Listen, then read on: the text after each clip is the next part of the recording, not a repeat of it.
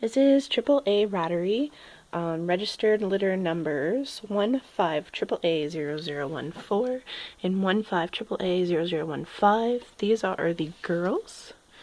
I know that a lot of you have been waiting for a video for a long time, and I was hoping to get one of each litter before they were separated, but I've been so busy with handling and paperwork and communicating with everyone to make sure that they're all going to good homes that I just haven't been able to make a video yet, and I really had to get them into their new cages and separated by gender. So a lot has happened tonight for these guys. Their mothers have left and gone back to the doe cage and they are now separated by gender. So half of the litter, all the boys from each litter, went into a different cage together, so they're all meeting for the first time, half and half. And so I will try to get everybody in here one at a time so everyone can see their babies, and so that you can get an idea of their activity level, their personality, and everything. So if I miss one of their names, I apologize. I have a little cheat sheet here, and I will try to go through one by one. So starting with Bella's litter.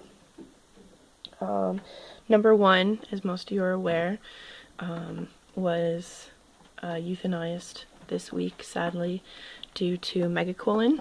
And megacolon is something that it will not affect any of the babies that you're taking home. We watch them very closely to make sure that they don't get it, and that they don't go home to somebody if they are going to get it, or if they do have it. That's the only case we've ever had. Hopefully it's the only case we ever do. The parents of both these litters, the mothers, are going to be going to a new home. And I have to stress, and I mean really, really stress, that all of these offspring are pet only. They are not for breeding. They should not be bred, because there is a possibility that the megacolon could be carried on to another generation.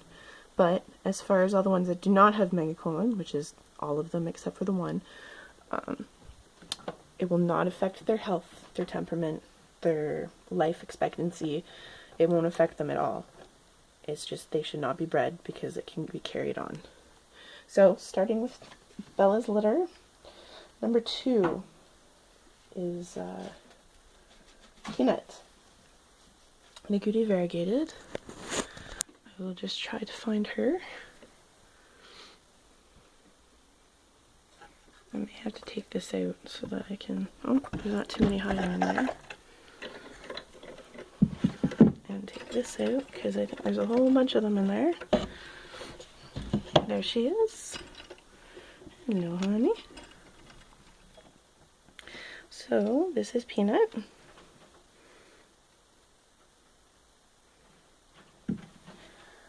Number three, Susie, my black variegated.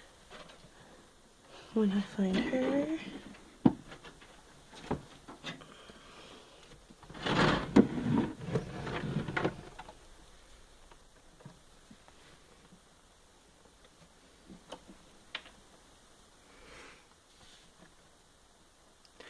I'm just going to pause for a minute. I might have to do this a few times while I find them, just so that I'm not making the video extremely long, because there's lots of things in this cage, as you can see, lots of places to hide, and I'll just be back in a second when I find her. Okay, so I found her.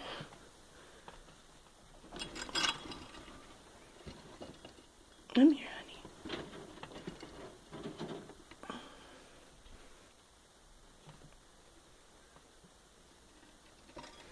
So there's Susie. She was in the tunnel. They have a little tunnel going from the first floor to the second floor instead of a ladder, and that's where she was. So that's Susie. Number four is a hairless, and she's still available. She's still looking for a home. I think she's in the tunnel too. Oh no, there she is right there. There you go, honey. So she doesn't have a name yet because she doesn't have an owner yet. But this is my little hairless sweetheart.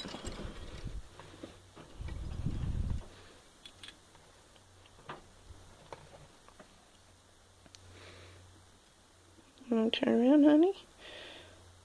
There she is. If anyone is still looking. She is a sweetheart. I find the hairless, they have awesome temperaments. I mean, they all do, but they're really sweet.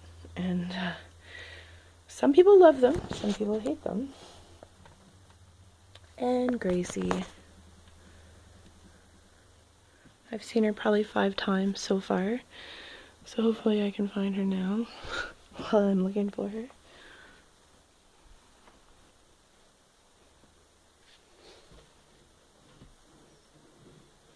Gracie. There she is. She used to be really easy to find, but the whole other litter looks like her, so now it's a little more challenging. But there's Gracie. And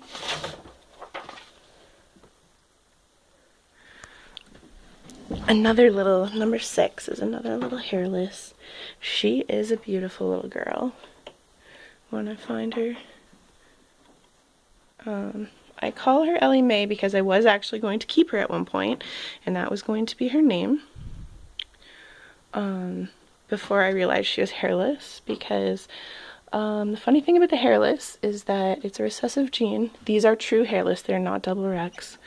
And I didn't know, it's somewhere at least 4 or more generations back in both the buck and the doe that there was hairless.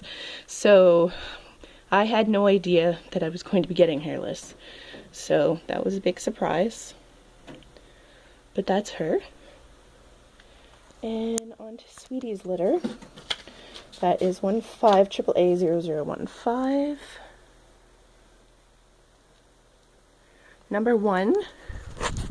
She is still available. She was going to be going to a breeder, and unfortunately, because of the megacolon, I will not be selling these to a breeder at all. So she, if she'll turn around, she's still available. She's a cutie. She's a Rex Berkshire. If she'll let me get her tummy. This is really hard to do with one hand. So there's her tummy. And she's got a cute little head spot. Beautiful agouti color. She looks exactly like her mommy, only without a wedge blaze.